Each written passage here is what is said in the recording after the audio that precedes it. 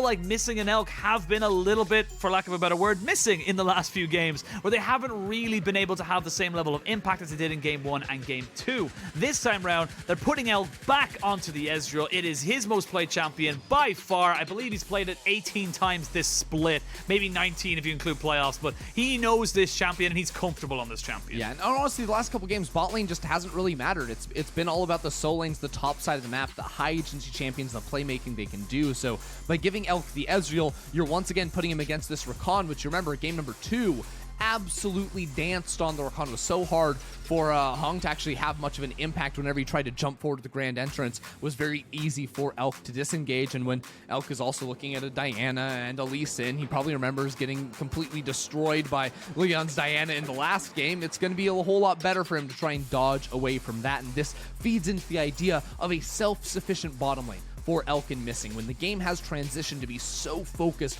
around the top side, around your solo laners, you need something like an Ezreal for Elk. It's his best champion. It's his most played by far, 18 games in the regular season, by the way, and he's definitely going to be able to have a big impact on that one later on. Yeah, and honestly, I think this is great from TWE. Ban away the oppressive AD carries, the Varus, the Kalista, put iBoy onto something that hasn't had the same level of impact that we have seen him on, like, for example, the Varus. So this is a nice little way for them to kind of set this one up for themselves. Rare Adam, though, they're focusing on those solo lanes. They know that Breathe is a massive question mark coming into this one, and they want to try and ban away as much as they possibly can. They're also going to get rid of Missing's Leona. Yeah, the Leona that he was hovering earlier, that's a bit of a skill check matchup right there. Depending on which support you ask, they'll tell you it's Rakan favored or it's Leona favored, but at the end of the day, a lot of room for playmaking on either side. I would not be surprised at all to see the Braum locked in. I think Braum is going to work very nicely into the Rakan, and also, you know, you could see it into a Diana and a Lee Sin later on. You know, it's hard to actually like lock down the Rakan because Braum's CC is a little bit delayed, but you're not really picking that to like go for hard kills in the matchup or anything like this. Instead, it can be a little bit more effective at, again, making it hard to dive that lane, making you have some stronger peel tools against Diana and Lee Sin that want to dive into you later into the game.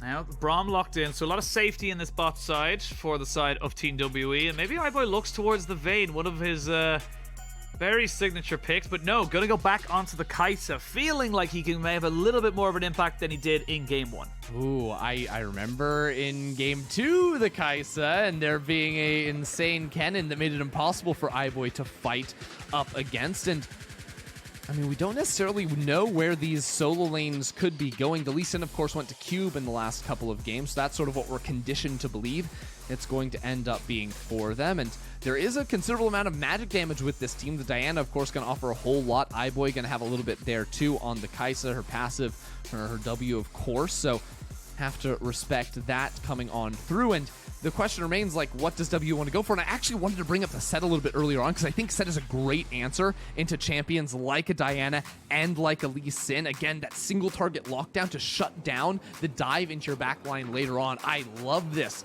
coming through. And even if you are laning up against the Jayce, you can just fully build into armor here. You set up very nicely for ganks with your Olaf. Cube is on this champion that wants to be pushing fully through the top lane. And, well, Olaf is one of the best champions at running you down long lanes. So vision control is going to be key for Cube on the top side. Honestly, the fact that the WE banned Sett all series long on their third ban, it was the guaranteed third ban from them pretty much the last 4 games, and now they pick it. It feels like Rock Lee taking the weights off of themselves and, all right, I'm here to play. I'm going to stop banning my own champion pool away from towers. Is FoFo playing aggressively in mid. Punish that. You have a Syndra to set up CC for you as well. Team WE have their best shot since Game 2 to win it coming out of the draft. No more questions, no more excuses. 2-2 on the scoreboard. The winner will go to fight against EDG in the top 4 double elimination bracket. The loser has to wait for the regional seeding qualifier for Worlds. It is do or die, Rare Adam versus Team WE. And it's been so much all series long. FoFo, the man on the name on everyone's lips, right? Aurelia 2 games in a row. We started off this series with him getting absolutely shut down with a beautiful Lissandra counter pick. This time, you know, he's not playing the Jayce or anything like that. No, he's on the Lee Sin on a melee champion again, and they're hopping over the wall. Here we go, level 1. They're all trying to get it off, but no, we calm ourselves down. It's just a little bit of vision, and Ignite did go down from Hong. but no other summoners burn. And WE, they're taking the early agency and saying, we own this. It's so good. Ezreal, Braum, level 1, insane. Olaf, Syndra. I mean, these champions, just some of the best you can get in their roles. But look at FoFo. He's going crazy, even though he knows Beishang is right there. And I don't think that was the right decision for him necessarily, although the Q does miss. And Beishang doesn't have any mana. He's running to his topside camps as well, trying to make sure he can't get counter jungled. But, I mean, his clear is not going to be the most fun, especially if he goes for the Raptors with only like a Q. Here we go, both AD carries. Look at these two teams, tit for tatting, trying to get any kind of advantage off of each other. This is just exactly what we wanted to see coming into this. Nothing shall be left on the Rift. Everything shall be earned. Both teams neither giving an inch nor giving a mile. They just want to try and see if they can get anything out of this. Yeah, you know, you'll take whatever you can get, in all honesty. And I mean, it's again in the bot lane, already a heal from iBoy. Hong feels like he's a bit on the wrong side, but tries to turn it around. It's really hard for Kaisa to trade into an Ezreal, though. She's fairly low on range, and if there aren't many minions there and there's room for mystic shots to sort of get around, it's exactly where Elk is going to feel most at home on this Ezreal. Already 3 potions, by the way, that Elk started with, all gone. Has just rapidly consumed those. So from here on out, no more sustain going to be on this Ezreal, whereas iBoy with a Cole actually has more sustain auto for auto than you would get from a Doran's Blade up until you reach about 100 AD. So going to feel very good about that one as it moves on forward. But FoFo, he's gonna need all the sustain he can get. Yeah, you're talking about no mana. Shanks has no mana in this mid lane, but that's being said, FoFo has very little health, so I think I take that trade if I'm on Team WE. Of course, we did see the heal and the ignite in that bot side between iBoy and Hong burnt in that little exchange around the red buff, so definitely something to think about and to be more wary of. Yes, Elk is being very aggressive, losing his pots, but you have got the summoner advantage in that regard, and we haven't even had a chance to really talk about this top lane setup, because Jayce will always have the push. It is just the nature of a ranged into melee matchup for Sett. Sett will scale a little better for those team fights, but if Cube can keep getting those advantages, getting himself down to protect Leyan and even potentially FoFo, that could be a way for a Rare Adam to get themselves into the ascendancy. We're gonna have a fight here. So Shanks should be looking for a reset. Doesn't actually get it. Beishang, okay, that's actually really unfortunate timing, because Beishang needed Shanks to reset and TP back in with mana so that he could actually go ahead and commit for the steal of the Raptor camp. But they actually might want it. Beishang is huge. FoFo is absolutely so low, and they're going to try and turn this one back on. They're going to try and get Leyan. There's another one. He gets the ball right on top of him, and that's going to be first blood to Team WE. I don't care if Shanks has no mana. Olaf at level 4 is like 3 champions rolled into one. The lower he gets, the more attack speed he gets. He absolutely cuts through you. This is what we were saying in draft. Diana early dueling, miserable compared to the output that an Olaf can have there. So Rare Adam feeling like they were, you know, playing the Aurelia, and Diana with 20 kills from the last couple of games go for the 2v2, and it does not work. It does not. Now you got double buffs onto Shanks as well. Let's have a look at the replay. And like you said, they want this reset from Shanks so you can TP in, but he just says, look, I just got to stay. As long as I can get a QE combo off, we're golden. Yeah, Shanks had enough for the QE. Even without that, Beishang probably wins, but he's red buffed up, blue buffed up, so it's not like you can run him out of anything. And FoFo has to use a ward to get over the wall. So for a moment there, it looked like the Raptor camp wasn't going to get a Beishang. He ends up getting that as well. So about a 2-camp lead for him for the time being, on top of the early assist. Kill going into the hands of Shanks, and that's exactly what you want to see happen. Shanks building up a bit of a CS lead in the top side as well. Breathe is actually ahead in CS over Cube. Surprisingly, there are minions to pick up, but even the fact that Breathe is just about even or slightly in the lead is not what you are hoping to see out of that 1v1. We can calm down a little bit. I feel like RA definitely looking to be skirmish heavy, similar to game 3 and 4, where they found those advantages by taking the early advantageous fights. But speaking of which, we see a bit of an engage. It's going to force the heal there out of Elk, and nothing else too much from it. But again, very much going to be looking on Team WE to be the proactive players, and with something like an Olaf getting this early advantage against a Diana, that's huge for them on the side of Team WE. It really is. Beishang could just solo Drake right here. I think that's going to be the play from him. Yep, nicely done right there. Again, Shanks has push in mid, has level 6. Beishang can sort of pull this dragon out here, make sure it's not easily stolen by a blast cone over the wall or something, make sure he can move over towards mid easily as well. And you can see the immediate response from Leyan, but there's no camps for him to take on the top side of the map. There's a control ward to spot out the pathing from Diana. It could actually use a blast cone to get over the wall if that's still there, and maybe have an option. But with Flash, with ultimate up on Breathe, there's not much you can do as a level 5 Diana. Leyan been shut out of this early game for the time being. Really is struggling just to find his footing. The dragon goes down, sets it a very early Drake again for Team WE. You can see now Beishang very happy to go back and farm up his camp. Shank's not really in any danger, and not only is the kill a little bit unfortunate there for Rare, but Leyan used his flash as well, so even a flash moonfall engage isn't really on the cards as of right now. So a lot of safety here for Shanks and for Breathe to just soak up these waves and just keep themselves safe.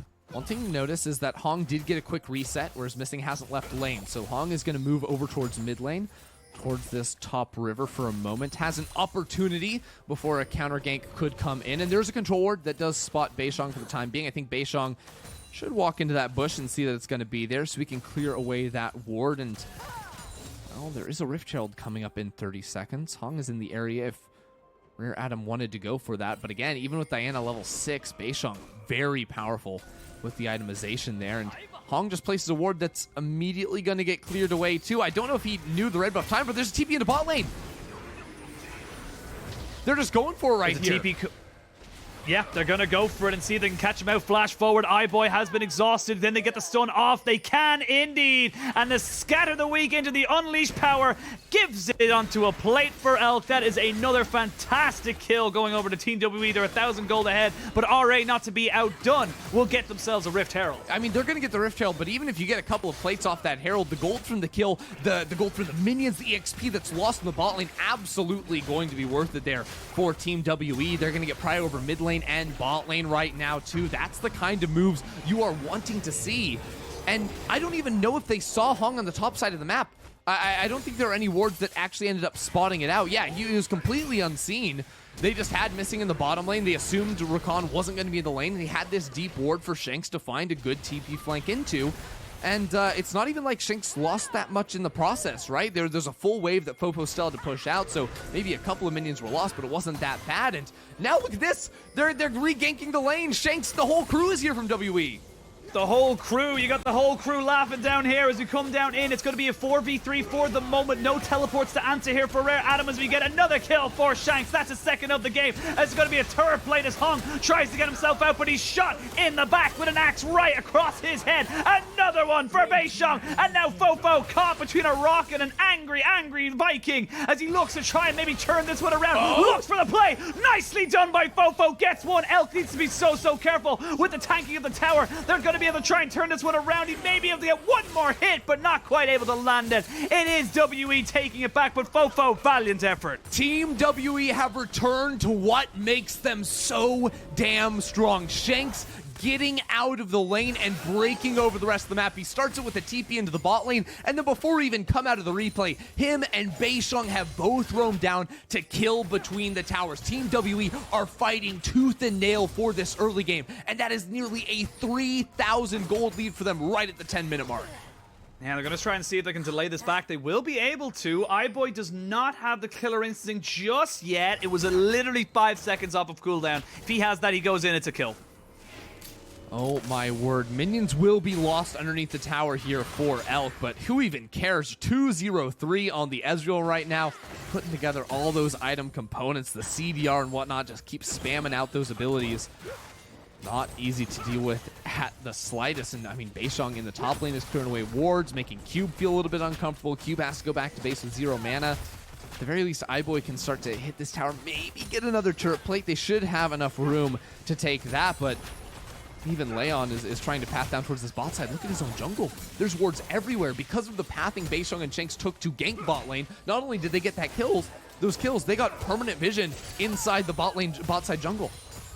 Yeah, we are going to see the Rift Herald spawn into the mid lane, though, so it's going to be a little bit of extra gold going to FoFo. And I actually really love this play because, yes, FoFo is down about 20 CS or so and a couple of kills, but he is the carry for the side of Rare Adam. He has shown in the last 2 games, and including in this one there in that bot side play, he's the guy who is going to be dragging them out of a potential loss here. And WE seeing if they can keep him down. Now Hong is going to try and put the ward behind them. They're looking for a TP play. It's exactly what they're going to go for. This is what I'm talking about. FoFo comes in. Hong goes in with the quickness. Going to get the knock-up. They're going to try and burst him down. The Glacial Fish are not going to be able to get him down. And now FoFo, you're 1v4, buddy. I don't know if you can get away with this. So he's going to have to back himself out.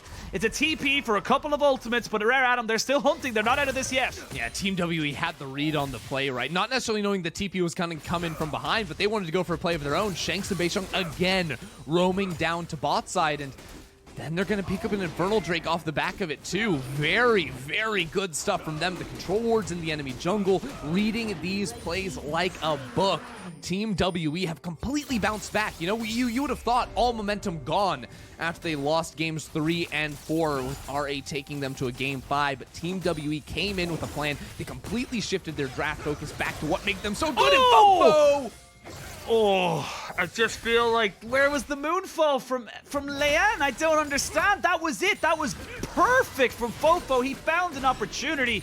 Leyan not quite able to make it count, and those are the things that are going to make the difference in this series. Those moments are going to be the difference between winning or losing. As we now see FoFo, he's not going to get his reset off, so now you're going to be delayed getting back onto the map. It's rough for sure. FoFo may just stay here and try to clear away the minions, but if Leyan resets, I don't know if that actually works. He doesn't have the Dragon's Rage, doesn't have a flash, and I mean, with the Winter's Bite on, Team WE, it depends how frisky they're feeling if they want to go for it, but we did prove once again it's very hard for Rare Adam to engage onto the Ezreal Braum. The CC, the mobility is very challenging, and I mean, FoFo has the minions to hop back to. He's trying to give WE a bit of a taste of their own medicine as Hong comes into the area, and I think with the Rakan here, the 2v2 is going to shift over towards FoFo, assuming Sonic Wave and whatnot would connect, but WE should just push this wave, get in her tower, and look for that reset once again. But while all that happened in the bottom side, Rare Adam did some work, some reconnaissance mission of their own. Look at the top jungle, completely littered with wards on the Raptors and the red buff. I think they realized that Beishang has been an absolute menace throughout this game, and they need to keep track of him. Otherwise, this game could just get completely out of control. Yeah, 2-0-3 onto the Olaf. He has 100 CS right now at 13.5 minutes, so he is sitting fine with his Gore Drinker, and with these early Drakes as well, this is very much leaning into the hand of Team WE. They want to skirmish early with this advantage. They want to try and put RA on the back pedal. What you would love as an RA fan is just to be sitting back, soaking up the waves, getting yourself some nice items, some nice abilities to get levels in your abilities, and not really what you want to be doing if your Team WE is Hong. Gonna have to use the Grand Entrance over to the side to keep himself alive and healthy. But with the Rift Herald spawning in just about 10 seconds, I don't think RA can defend this. Yes, sir. I mean, it's cross-map play. That's what you go for, and that's exactly why Shanks is resetting. He actually was able to push that wave in fully in the bot side, and you definitely need to have a stacking wave in the bot lane to have an effective cross-map play. And I guess you can take some jungle camps, but that's not necessarily the prize you are going to be after. It's looking a little bit dire, I have to say. I mean, the gold is only 2,000, right? But 2 Drakes, 2 Team WE. It's a Cloud Soul, you can say. So RA going to be counting their blessings on that one, but I don't think compositionally that Rare Adam have an advantage. You know, I think the Sett has been solid in the top lane, hasn't fallen too far behind this Jayce, just 10 CS, and when it comes to team fights later on, it's going to be so good at peeling back for Elk and Shanks. And Beishang, with the items he has, he can run through just about anyone he wants to for the time being. This tower's going to drop before the Herald even charges. They're even going to get that going in towards the tier 2. RA may look to force a fight, though, with Sett in the top lane. Great little ward, though, to spot out FoFo. Here we go. There's the quickness. They're going to try and get more people down, but I don't think FoFo can commit to that. Again, we're seeing it time and time again where they're just not quite on the right page for Rare Adam. Everyone seems to look for it. It looks like they can go for engage, and if anyone else commits to that, but they're just too far away. Yeah, I mean, Hong just gets instantly blown up. That's the weakness of Rakan. A lot of mobility, a lot of CC, not a lot of HP. That's tough. Beishang, oh man. Oh, he's just running on top of him right now. They're going to try and get on top of Leyan and Cube. It should be Cube going down. Leyan, probably not long for this world. Great Dragon's Rage kiss because FoFo goes straight in, but he's exhausted immediately. And that's Beishang knocking him down with a Viking strike. And that's going to mean the top side is free and open here for the side of Team WE. They are accelerating their goal lead. They are accelerating their advantages. We're just 16 minutes in, but that's a tier 2 tower in the top lane. They can reset, go ahead and play for the Drake spawning bot side too. You even have Breathe TPing into mid to pick up all the minions. Team WE know the rest of this game is going to be played on their terms. They don't need to have a TP advantage or anything like this. They can continue to force, right? They don't need Breathe to be in the side lane, anything like that.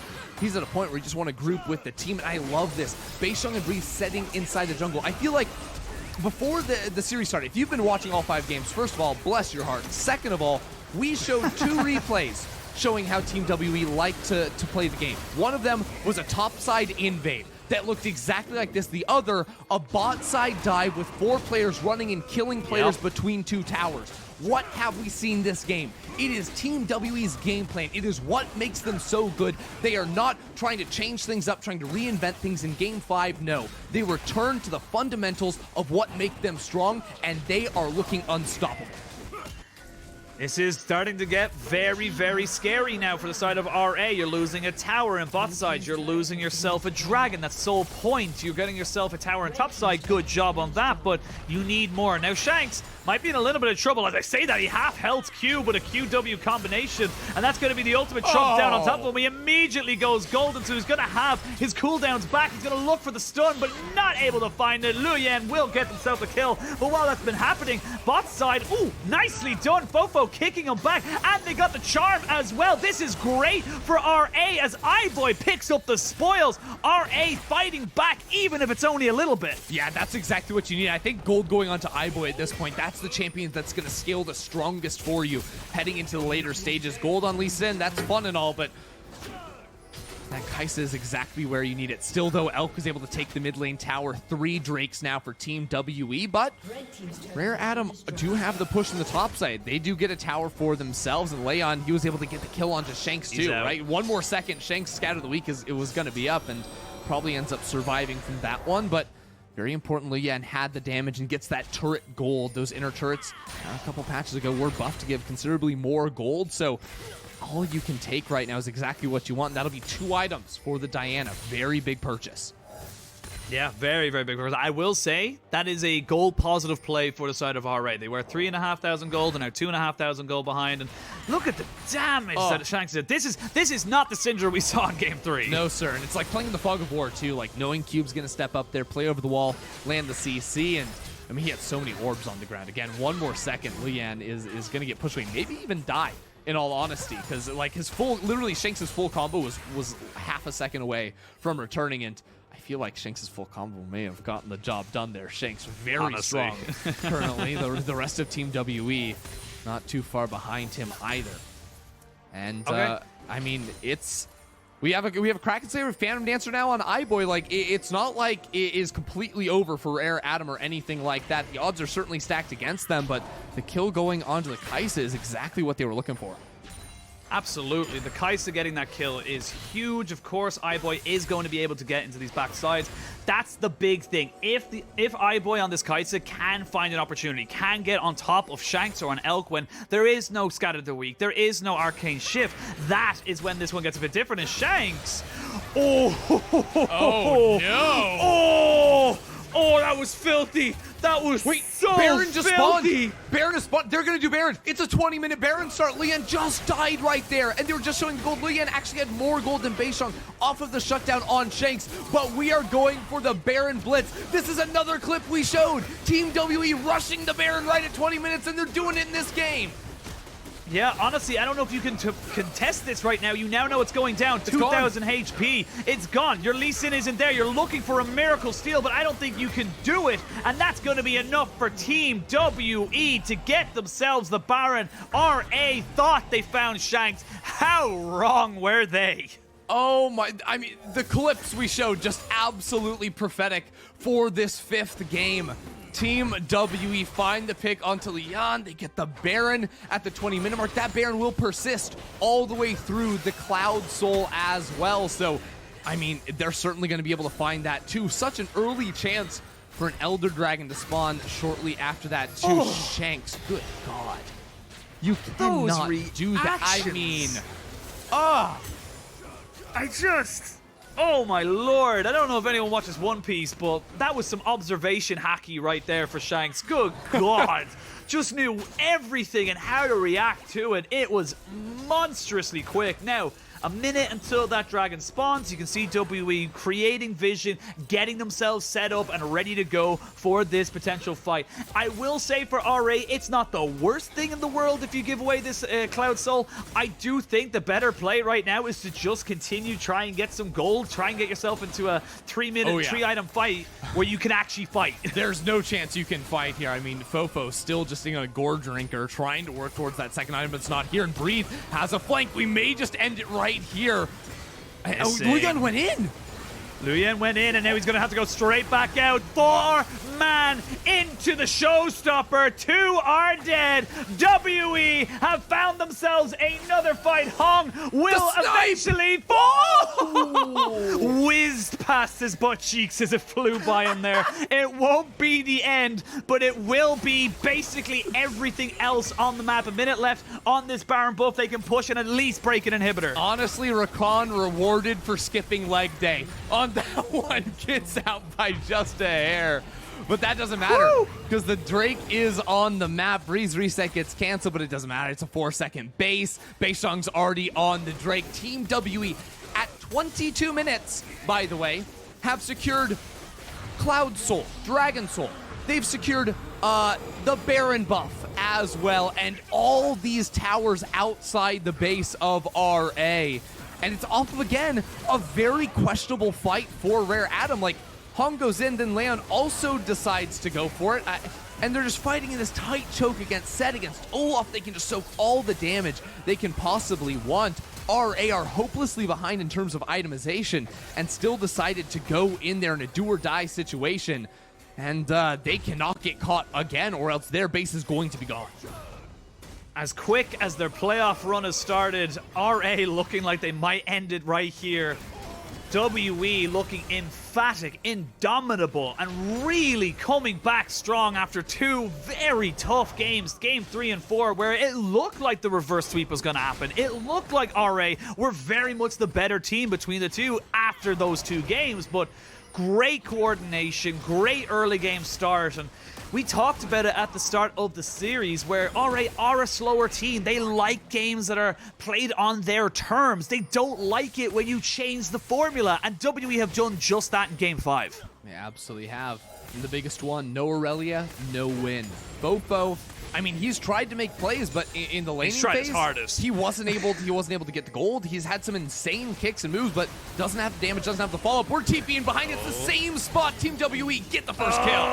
Leyan goes down, showstopper to bring back Hong, and that's going to be 2 dead. WE might not need anything else in this game. It's all on FoFo. It's all on the 3 damage carries of the side of RA to keep this game alive, but it's going to be so difficult, Ender. There are minions in the bot lane. Team WE, 5 members strong, 5 versus 3, and the wave clear, it's not the easiest thing in the world. FoFo, iBoy, and Cube have to pull off some heroics here, but Team WE, they've got minions in other lanes. They don't have to be forced into pressuring for the end. They're going to take 2 inhibitors, maybe a little bit extra on the way out. Team WE are cruising through RA.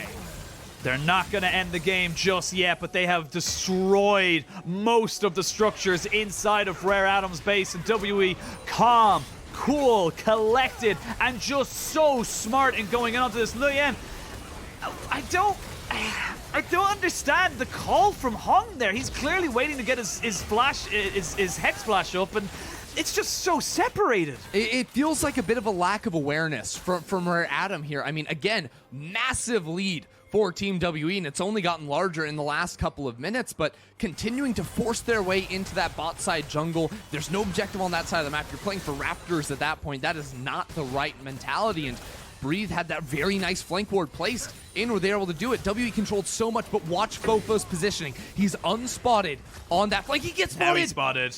Yeah, he should be able to get himself out, though. There is a Blast Cone and a Rakan. As I said, the Rakan can't really walk forward onto this. Two-shot barrage down onto 2. Showstopper down. FoFo has nowhere to go, except for back over the pit, of course. Ezreal tries to get himself with a Mystic Shot, but I don't think he's going to be getting out of this one alive. He's got TP, but they're hunting him down. They smell blood in the water. Can they stop the TP. Oh, no, they no. cannot. Slam dunk there for Beishang. Picks up another kill right at the last second of TP. I mean, FoFo has to find a miracle flank, right? But somehow Team W, the game sense of that to know that he's trying to go for that, absolutely brilliant. Baron is spawning. There's no mid laner for R8. They're going for the fight. They're going for it, but Elk with the stopwatch means he's just as safe, and there's nowhere for Leyan and iBoy to go! WE have had all the answers to all the questions that RA have thrown at them. They have aced this quiz, and WE will continue their tear through the playoff bracket. They say LNG is one thing, but we are another. 2 miracle runs, and they're going to finish off RA with a 3-2 scoreline. They'll pad the stats. They'll take down as many as they feel like, but Team WE find themselves in the top 4 of the LPL and have themselves a shot at the LPL title. Team WE from the bottom to the top 4 have done it. 3-0, 3-0. It looked like it was going to be a 3-0 today. Then everything changed when Rare Adam fought back. The Aurelia Diana shut down Team WA. The momentum was hopelessly gone, but they screwed their heads on straight. Team WE fought back in that Game 5. They returned to what makes them such a strong team, to what allowed them to make it here in the first place. And Team WE will advance into the Final 4. What a run we have seen from Team WE. Absolutely smashing OMG, BLG, and then they finally got someone who was willing to put up a fight, and they never gave up. 3-2 to WE. They continue their run. They will go into week 3 of the playoffs, and commiserations for Rare Adam. Their playoff run stops as soon as it started. It's such a hard... I mean... In all honesty, FoFo and Leyan, especially in the last 3 games, they had strong performances in Game 1 too. Like, it wasn't bad to in all honesty, but like, they played their hearts out. So many performances to try and find the right fights, try to find the right angles to make it happen. FoFo in that Game 5 especially was putting it all on the line to make it happen. But at the end of the day, it was Team WE that were just stronger. Their team fighting in Games 1 and 2 especially was absolutely on point. And the way they ran around the map in the 5th and final game, flawless. Honestly, you could not have asked for a better representation for Team WE coming into this. Like we said, first real test for them from what we could see as the first time they'd lost a game in any of their series so far. And I honestly, if I'm EDG right now, I'm a little worried. I gotta think about this a little bit more quickly or a little bit more carefully, because this is a team that has shown multiple different sides to them that they can just fit into their own composition, to how they work, how they play the game as good as they do. And for me, Team WE, they should be similar to LNG, should be given at least a fair whack. They made it to top 4, like you said, from the bottom to the top. Now we're here.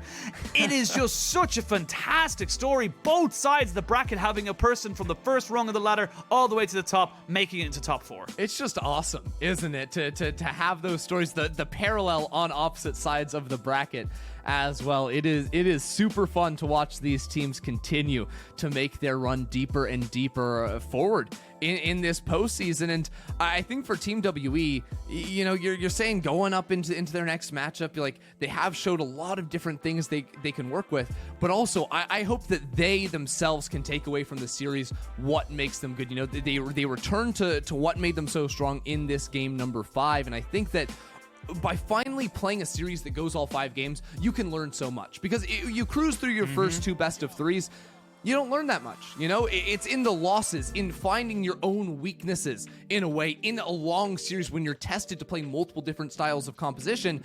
Well, now you go into your next best of 5 and you know, okay, maybe we don't want to run the Jayce in the top lane, the slow playing composition, the one that doesn't have the heavy engage tools in fights, because when they had heavy engage tools, when Shanks was on a mage in mid lane, the Syndra, the LeBlanc, that's when they looked their strongest, when Beishang could fight in the early game. That is what made them so good, and they're going to have that in their brains heading into the next BO5. Yeah, we got our MVP from that game as well. It was Shanks on the Syndra, just comboing so well with Beishang, getting himself around the map into what we said at the start, into the places he needs to be and doing the things he needed to do.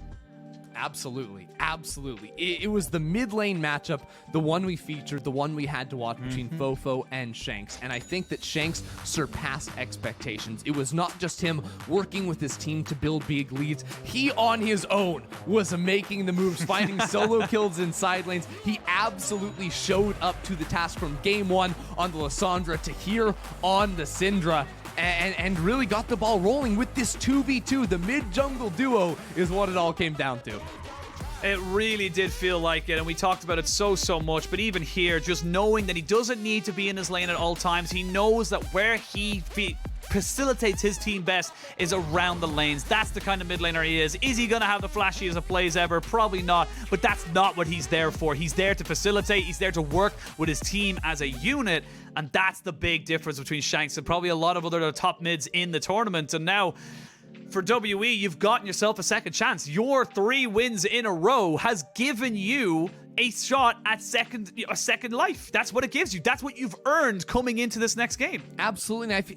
And for Team WE as well, all these players, it's crazy to see them have a shot making it to the world stage. These names, most fans that don't follow the LPL regularly, not going to recognize these players. But after a win like this, now you start to head in to the big, heavy hitters of the league in the top 4. A lot more eyes on these players, a lot more pressure, and a lot more hope that they can make that run and get all the way to Worlds. Yeah, honestly, you're looking at now, you're seeing our top 4 teams, FBX, EDG, RA, and, sorry, not RA, LNG and Team WE.